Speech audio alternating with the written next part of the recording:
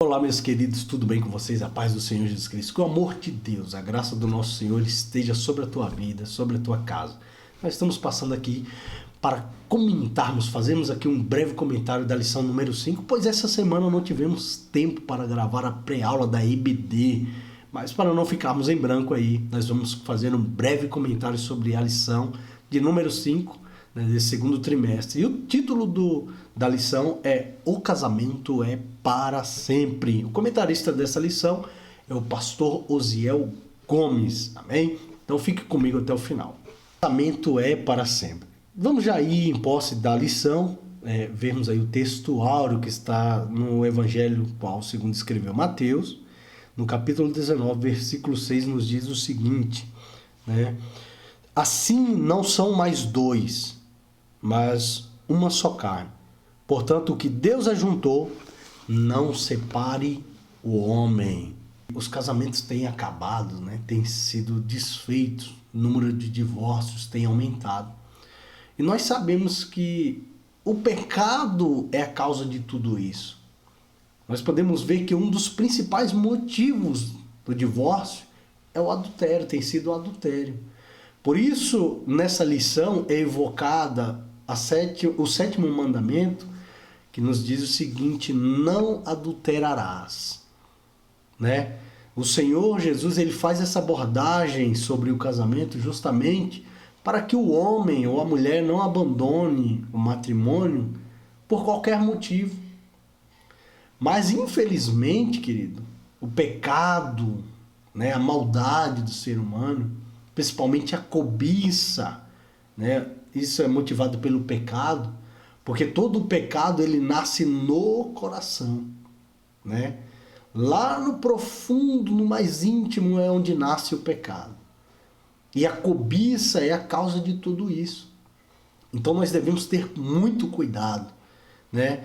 Então não podemos abandonar o casamento de qualquer maneira. Vejamos o que nos diz a Epístola aos Hebreus do capítulo 13, versículo 4, que diz o seguinte: venerado seja entre todos o matrimônio e o leito sem mácula.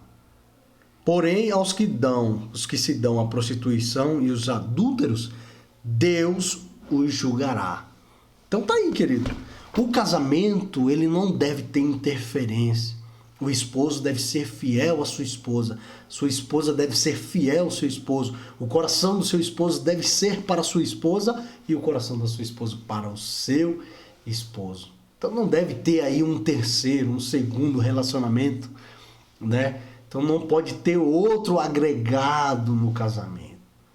Casamento entre esposa e esposo, e vice-versa. Então, infelizmente, o adultério, o pecado, tem sido a causa de muitos divórcios, né? Infelizmente, querido. E o diabo sabe que a família é a base da sociedade.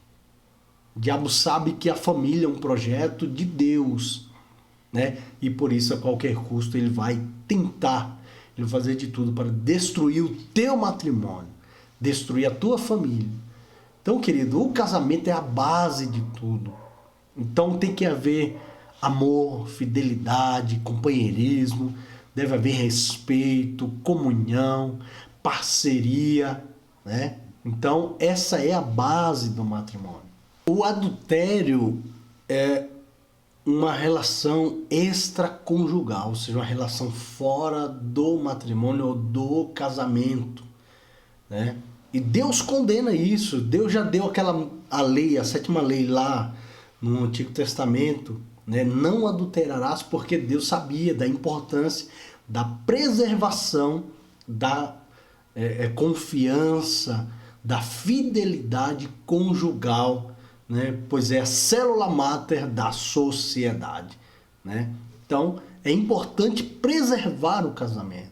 E nós, como cristãos, servos de Deus, devemos lutar. Nós sabemos que não é fácil o convívio entre duas pessoas. São duas pessoas, pensamentos totalmente diferentes, cabeça diferente, temperamento diferente, né? E é difícil o convívio entre duas pessoas, né? Mas é importante lutarmos pelo nosso casamento, né? Para que possamos prosseguir né, dando continuidade à fidelidade do matrimônio. Jesus, o nosso mestre, ele faz questão de abordar isso no Sermão do Monte e dizer que o coração do homem, ele é cobiçoso. A maldade do coração do ser humano, que o pecado ele nasce no coração, né? E que lá no Antigo Testamento dava-se, né, oportunidade para que as pessoas divorciassem da sua mulher ou sua esposa, divorciassem do seu marido por causa do olhar cobiçoso. Mas Jesus nos ensina que nós devemos guardar a pureza em 3 níveis: a pureza sexual, a pureza moral e a pureza social, né?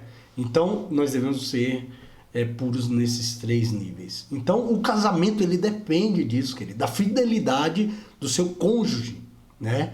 Então é necessário que o marido e a esposa sejam fiéis um ao outro, né? O casamento não pode resistir, né, a todo momento a desconfiança, não pode resistir a todo momento a pensamentos profanos. Não tem como resistir, querido.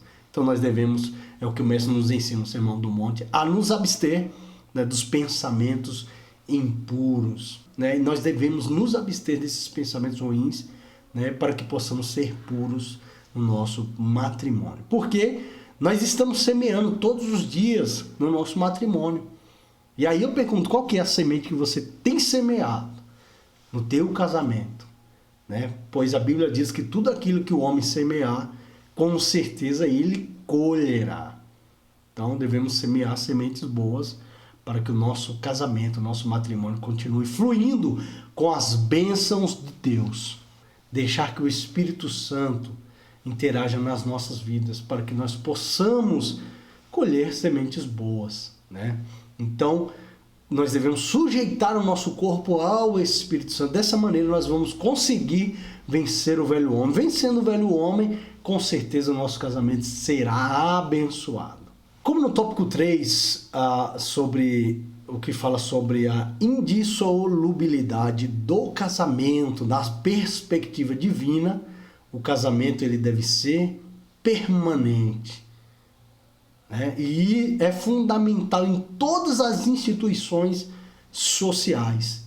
É necessário permanecer, né, eternizada, digamos assim, a aliança entre 2 pessoas. Então, essa é a perspectiva de Deus, que o casamento, que o matrimônio seja eterno. Pedra fundamental do matrimônio é o amor, a confiança, a fidelidade. Então o casamento que vive em amor e harmonia, com certeza irá desfrutar de muitos dias bons, de dias melhores, né? Até que diz aquele jargão, né? Até que a morte os separe, porque Deus fez o casamento para durar para sempre. Então continue regando esse jardim, continue regando o amor, né, no teu matrimônio, na tua casa, na tua família, né, para que você possa levar adiante o teu casamento. Deus pode salvar o teu casamento. Deus pode abençoar a tua casa.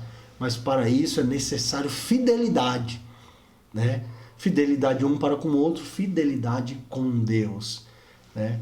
Pois não tem como as bênçãos de Deus estar numa casa, né, sobre uma família, onde há adultério, onde há mentira, onde há engano. Não tem como a presença de Deus estar lá.